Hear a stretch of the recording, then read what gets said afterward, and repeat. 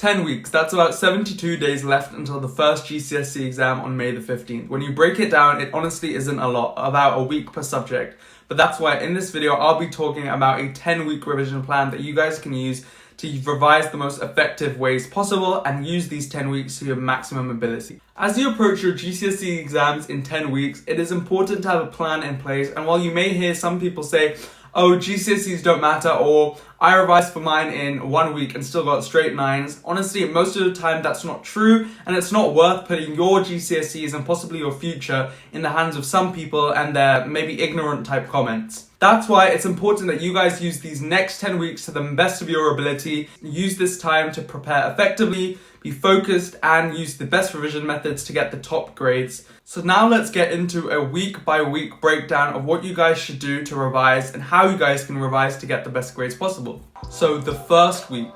In the first week, it's important to get organized and make sure you know how you're going to revise for these next few weeks and what priority. That's why whenever I talk to anyone or tell them how to revise, or anyone asks me how I revise, I always say the first thing you should do is make a list of priority from weakest to easiest subject. So let's say you do 10 subjects, which is the typical amount of subjects on average that GCSE students do. What I want you to do is label 1 to 10, and then number 1 to 5 are going to be your top hardest subjects, and then 5 to 10 or 6 to 10 are going to be the next easiest ones. As you can see, what I'm getting at here is it's just important to have a list of priority, and of course, don't spend all your time on this. So the next thing that you're going to want to do before you actually start revising your hard subjects is in the first week, you're going to want to make a study timetable. So there are two ways to make this. There's retrospective study timetables and prospective study timetables. I've already talked about retrospective revision timetables in depth on my channel already in another video. So make sure you go watch that after this video. I'll put a link in the description below. But for the sake of this video, I'm going to give you the easiest one you can make, which is the prospective revision timetable. Literally all it is what you guys see often online. It has days on the top and then times down the side. So you have Monday, Tuesday, Wednesday, Thursday, Friday, Saturday, Sunday, and then you have 6 a.m. to 10 p.m. And what you want to do is block out all the times that you go to school, all the times you're going to have a break, and all the times that you're available to study. And then in those gaps that you're available to study, just fill in what subject you're going to study in all terms of priority. So let's say you've made that study timetable, you've got those priorities and which subjects you're going to do in terms of them down. What you want to start is just start straight away on your hardest subjects. Also, I recommend to use the most effective revision techniques possible. Of course, everyone has a study method that works for them. But if you're highlighting, taking notes, or doing anything like that in this time period, honestly stop. You're gonna mess up your GCSE grades and not do as well as you hoped. What I recommend instead is first just read through the textbook as your first point of call.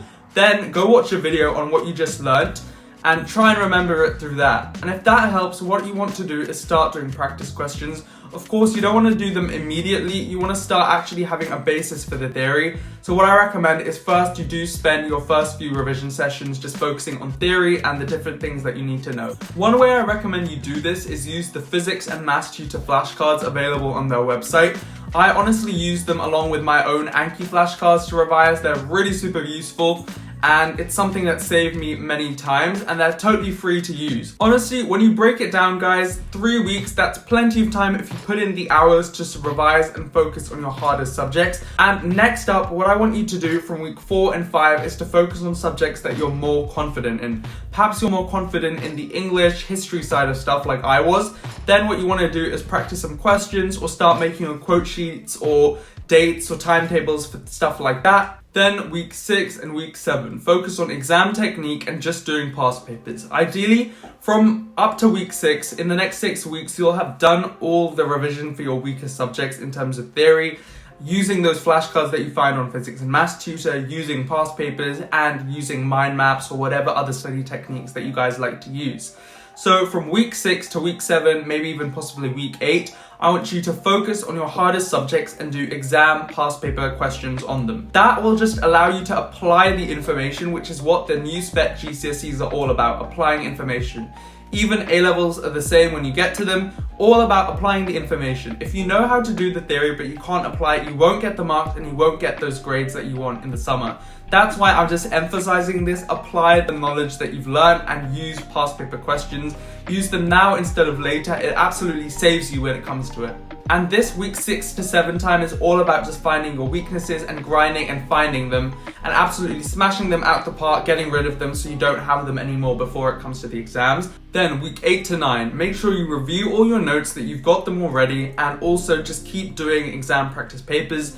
Ideally, in these last 2 to 3 weeks, you do want to start thinking about doing them timed and getting the entire questions finished. Maybe you've been doing topic past papers up to now. Another thing you should do is start slowly progressing onto the actual full exam paper questions. For example, you can find them on Revision World and Revision Science, full past papers from the exams that people did in 2021, 2020, 2019, and before.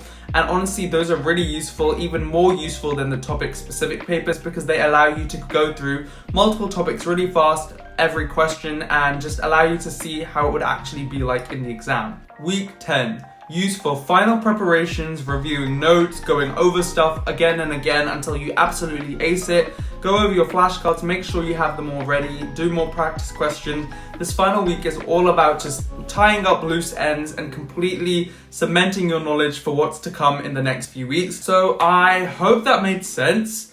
And yeah, if you have watched until here, thank you so much for watching. I really hope you do really well in your GCSEs, And the other thing is, in these next few weeks, I will have videos like how to get a grade 9 in GCSE English, how to get a grade 9 in GCSE Chemistry, 6-week revision plan, last minute revision techniques, all those types of videos coming soon. So just make sure you stay tuned for them so you can get updates. And yeah, thank you so much for watching. Please like, share, comment, and subscribe, and I'll see you guys next week with a brand new video. Bye for now.